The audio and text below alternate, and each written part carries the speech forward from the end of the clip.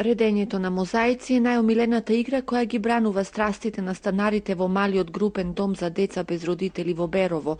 Овде живее повеќе од една година и малата Симона со незините две братчиња. Судбината да останат без родителска грижа ги поврза со уште две дечиња од друго биолошко семејство. Сега сите заедно живеат како вистинско семејство, но Симона има скриена амбиција и чека некој да ја помогне тоа да и се оствари.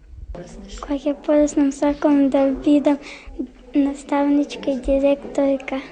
Малиот групен дом во Берово, во кој се сместени 5 деца од домот 11 октомври во Скопје, е прв пилот проект на Министерството за труд, со што започна деинституционализацијата во системот за социјална заштита во земјава. По една година од неговото функционирање, надлежните задоволни. Дека сите сме задоволни од растот, од развојот и од воспитанието на дечињата.